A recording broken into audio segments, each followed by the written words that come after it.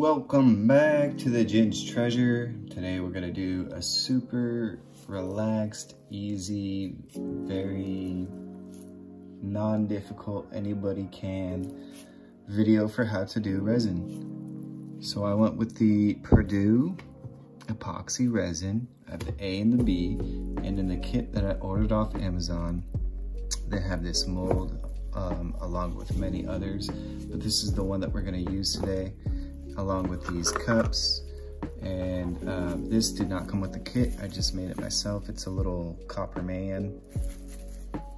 And we're just gonna do a little copper man, kind of like a small cup, what do they call those things? Coaster.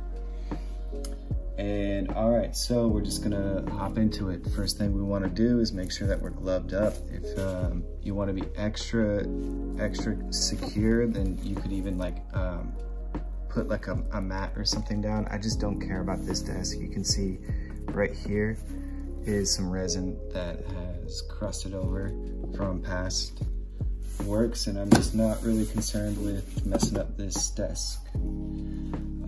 All right, so this is a very basic tutorial. You do a ratio of 1:1, A and B. So the way that you do it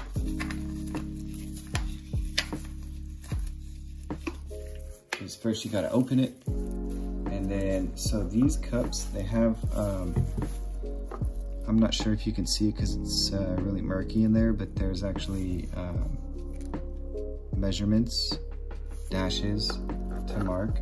So what I'm gonna do is fill them up about, let's see, fill it up about equal to each other because it's a 1:1 ratio. Got a little chunk hanging off of there.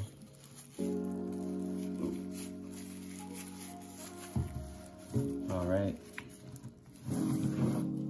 So I can see the line is at about here. Now, we're gonna take some B, and remember it's that 1:1 ratio. So we're gonna fill up the same amount for B into this cup.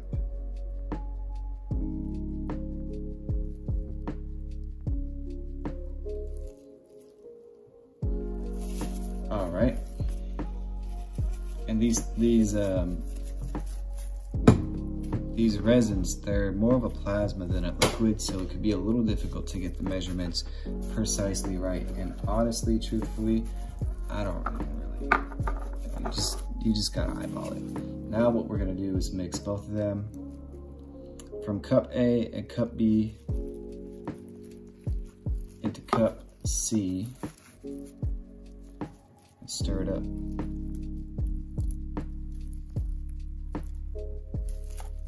And we even get this little toothpick, popsicle stick that came in the kit from Amazon.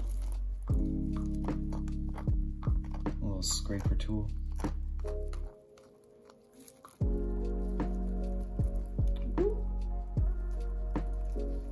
All right. Scrape this one up too. Get all that's at the bottom. So in the instructions, they try to make it really scientific and precise, like it's a mathematical formula, but this is really some low level alchemy. I'm just eyeballing, I'm just winging it. And then we stir it up. And you can see as you stir up, you create bubbles, and there's a little bit of a reaction that kind of turns the liquid murky, and you can see streaks. And so you want to keep stirring until you don't see any more streaks.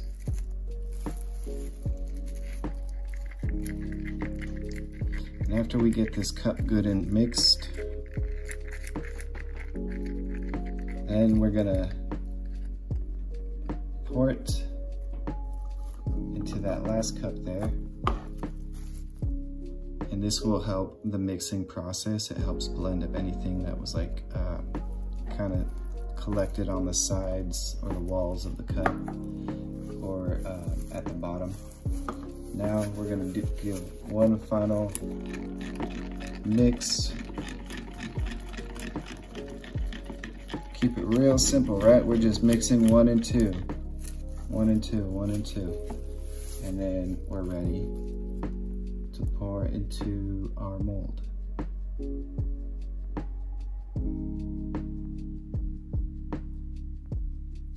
Now, the thing that I'm still learning as far as the alchemy or the science, mathematics, what have you, behind all this is the timing. It's really important to time things out when you are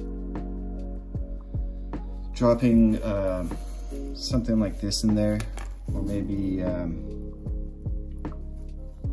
if you've seen some of my other videos, you see that like I'll do the sprinkles, as I call them. Let's see, where are the sprinkles?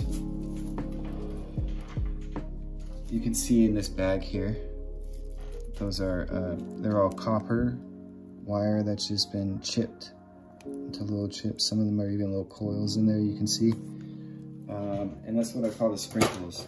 And I find that for me, it's a really nice touch.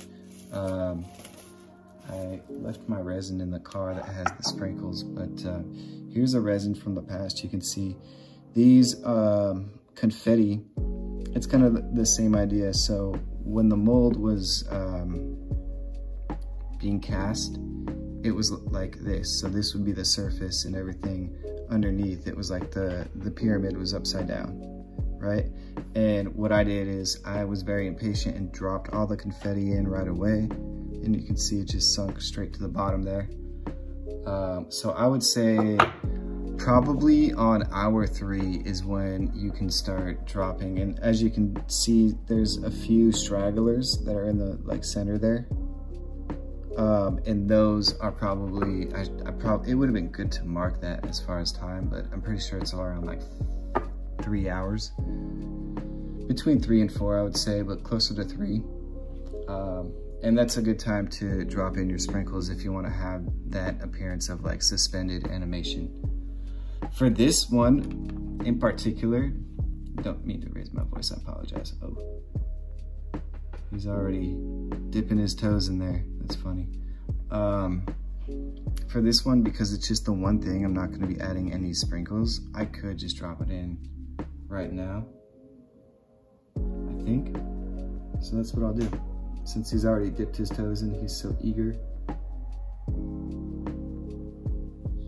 And then,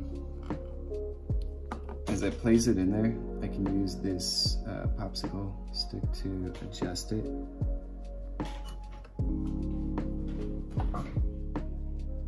That looks pretty well balanced. Check it out. Right there in the center. Boom, so that's all there is to resin, really. Now we just play the waiting game. With this Purdue and the instructions, they say like it's best to wait, I think 8 hours. But honestly, I just give it a full 24, come back the next day. It'll be good to go. All right, so this is the next day. Came out pretty decent. The thing is, towards that final hour, I noticed that one of those mixing cups, one of these guys, it had a good collection of the juice, the resin, the juice collected at the bottom. So what I did is I recycled that by pouring that into the mold. And I noticed that on the back side here, you can really see it in the light. You see those streaks? There we go. You can see it kind of near the stomach and whatnot. Yeah, I would say don't add more resin in at the last minute. It was basically the, oh my God, what's the focus doing? Was the takeaway there. But honestly, all things considered, resin is super easy to work with. Here's the final product. The little copper man.